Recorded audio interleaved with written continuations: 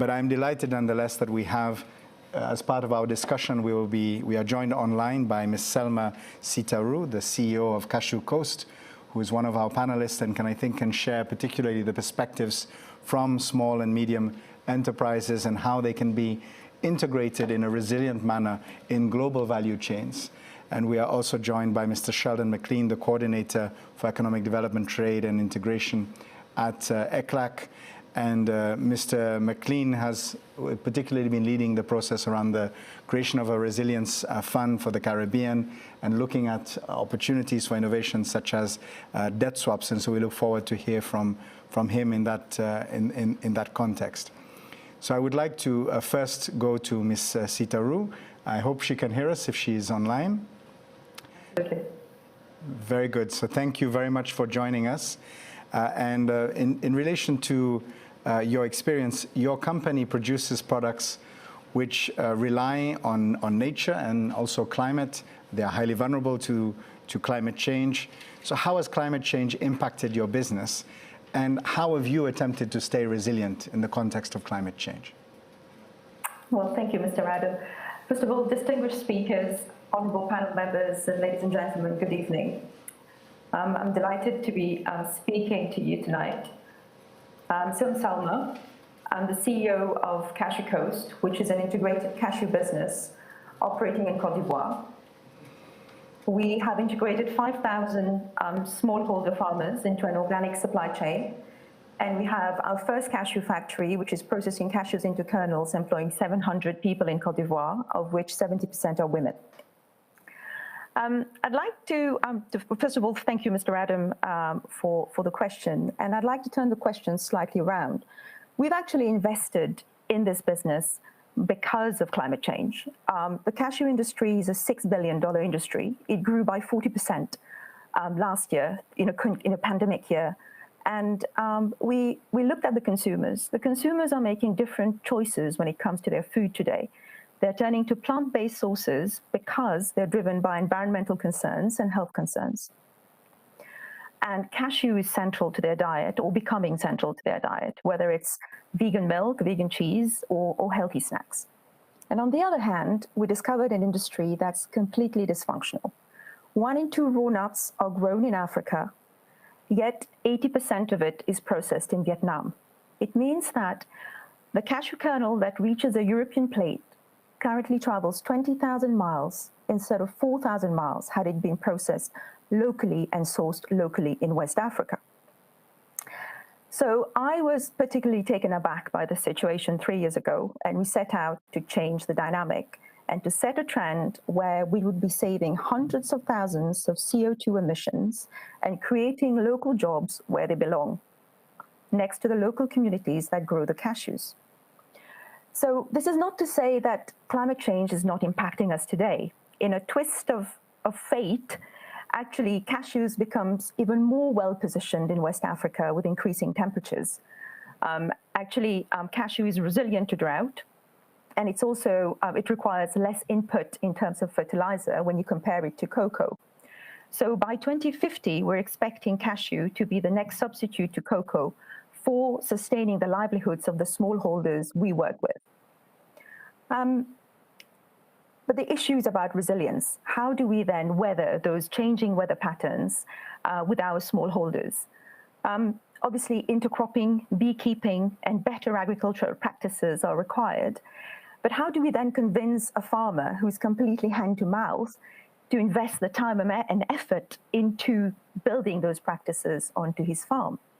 And I think therein lies the real challenge that we all face. I think local processing integrates the farmer into a value chain. It takes him away from the short-term nature of exporting and trading natural resources out of Africa.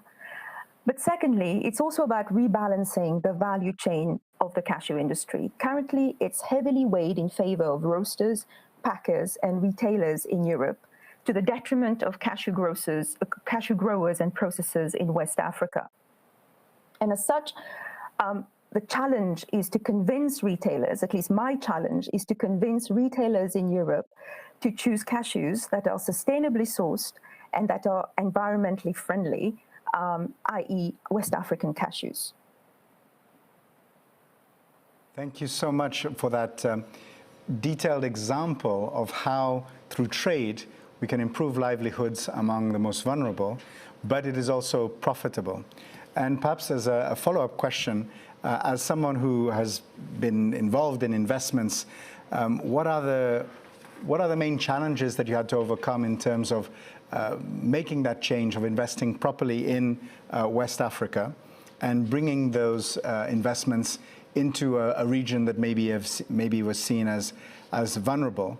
How did you manage to move towards those solutions? Well, I'm speaking here as an African SME, obviously, and SMEs are at the center of the African economy. We make the African heartbeat, really, and I think green finance is what I defined as finance that supports business practices that favor the natural environment, and I think for a company like ourselves, like many SMEs in Africa, it is very hard to access green finance today, and the reason I believe is threefold. There's the funding itself, there's the nature of the recipients, and finally, the people allocating those funding to these recipients. And I will talk to you from a practitioner's perspective, and I hope it gives you insight into how the policies are translating on the ground, Mr. Moderator. So when it comes to funding, I think this conference has been centered about the fact that there's not enough funding, and I don't want to repeat that. I'd like to look at how the funding is being allocated. We've talked about mitigation projects, and I'd like to think that what we are doing in Africa is part of an adaptation project, that how Africans can become more resilient and use climate change as an opportunity. I'll give you an example. At the moment, I am currently raising money to build a biomass project. As part of our processing, we produce shells, and shells are a byproduct that can be turned into biomass and produce our own electricity. So from a climate change perspective, it's perfect. But it's impossible for me to find the funds for that, because there's a dearth of funding available for solar panels and solar projects, to the point that, pointing to the fact that money is there, but it's not being channeled to the really, truly adaptation projects like ours. And the second thing about funding is the form of the funding. Today, what I find in my daily routine of looking for funding for my business is development finance institutions lend money to local banks at a rate of anything between 2% and 5%. And the local banks then on-lend that to SMEs like ourselves at a rate of 13%. I think all the panel members here would agree with me that when you're competing in a global supply chain, your cost of funding is at 13% and your peers' funding is at 2-3%. You can't really be competitive with that kind of cost of finance.